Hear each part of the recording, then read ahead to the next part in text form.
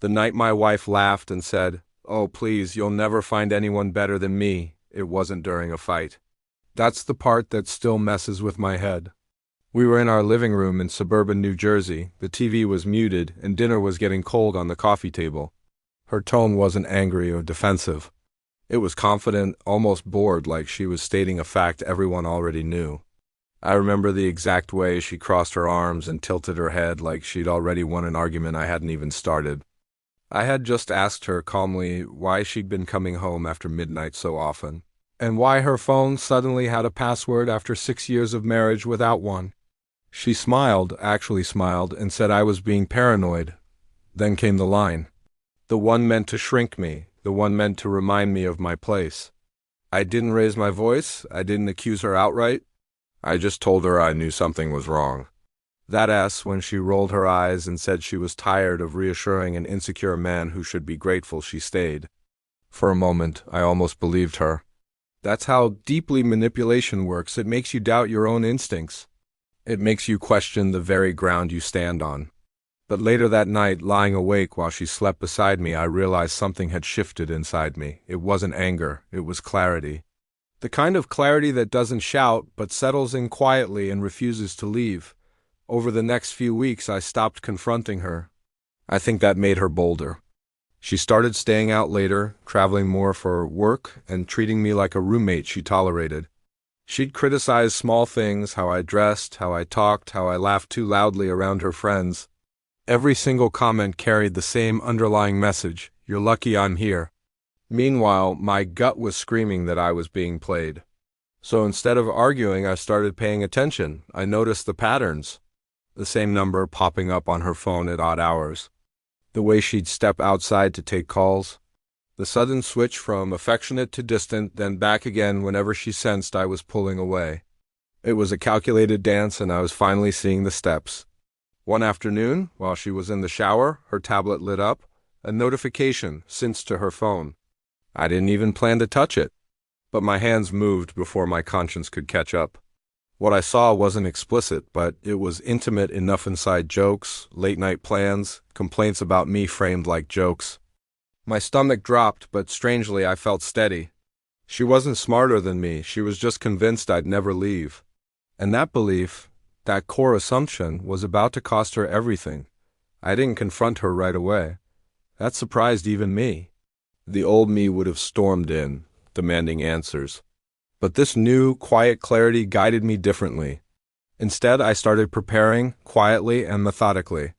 I spoke to a lawyer during my lunch breaks, sitting in my car with the windows cracked, listening as he explained options I never thought I'd need.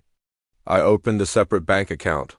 I backed up messages and screenshots, saving them to a cloud folder with a name so boring no one would ever click on it, something like quarterly tax receipts. At home, I acted normal. Too normal.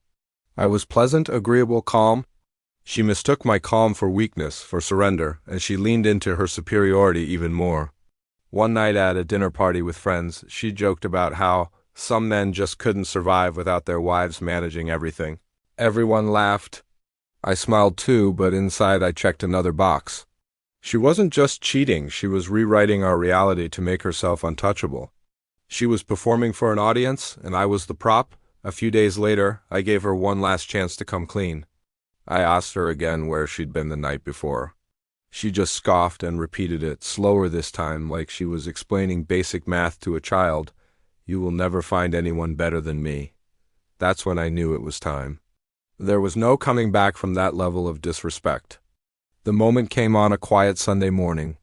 Sunlight filled the kitchen, and she was scrolling on her phone, relaxed, careless, completely in her own world. I placed my phone on the table between us and slid it toward her. I need you to look at something, I said. She barely glanced up, annoyed by the interruption. Then her eyes focused on the screen. It was all there. Her messages. Not just one conversation, but an entire folder, timestamps, photos, call logs, even hotel confirmations she thought she had deleted. Her face changed instantly. The confidence just drained away, replaced by pure panic. She started talking fast, tripping over excuses, saying it wasn't what it looked like, saying she was going to tell me eventually. I didn't interrupt. I just sat there and let the silence stretch until it forced the truth out of her. When she finally ran out of words, she reached for me, tears forming, asking how long I'd known. I told her the part that really broke her, that knowing wasn't the worst part. Being underestimated was. She had built her entire sense of power on the idea that I was too afraid, too weak to ever walk away. I told her I'd already filed the paperwork.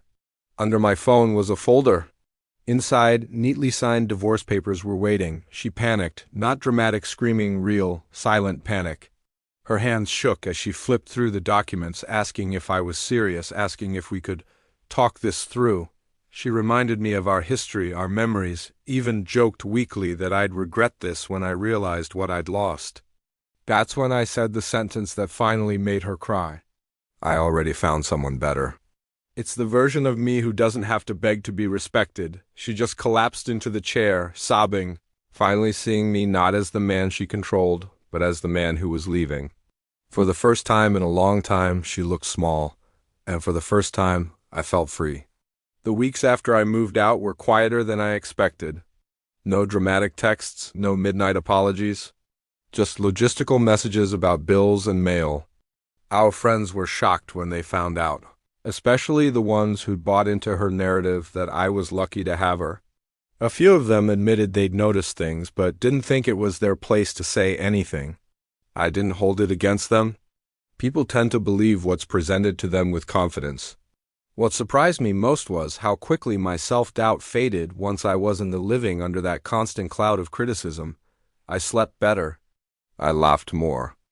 I started doing things I'd stopped doing because she'd mocked them, running in the mornings, playing my guitar, reconnecting with old friends. Meanwhile, I heard through mutual circles that she was spiraling. The man she'd been seeing didn't want anything serious. Turns out, he liked the thrill of the affair, not the responsibility of a relationship. The irony wasn't lost on me, but I didn't feel the satisfaction I thought I would. I just felt relief that her chaos was no longer my problem. One afternoon, months later, she called me unexpectedly. Her voice was softer, completely stripped of its old arrogance. She said she finally understood what I meant, that she'd been so sure of her own value that she forgot to treat others with any. She asked if there was any chance any at all that we could try again. I told her the truth, gently but firmly, that loving someone doesn't mean accepting disrespect. That confidence without accountability just turns into cruelty. And that sometimes losing someone isn't a tragedy, it's a consequence. She cried again, but this time I didn't feel responsible for fixing it. After we hung up, I sat on my balcony, watching the city move below, and I felt something settle deep in my chest. Peace. Looking back, I realized her biggest mistake wasn't the cheating. It was believing I wouldn't leave because she thought she was irreplaceable. What she never understood was that the moment someone treats you like you're disposable, they lose their value in your life. I didn't find someone better overnight. I rebuilt myself first, and that turned out to be more than enough. Thanks for listening. If this story resonated with you, I'd appreciate it if you'd like and subscribe.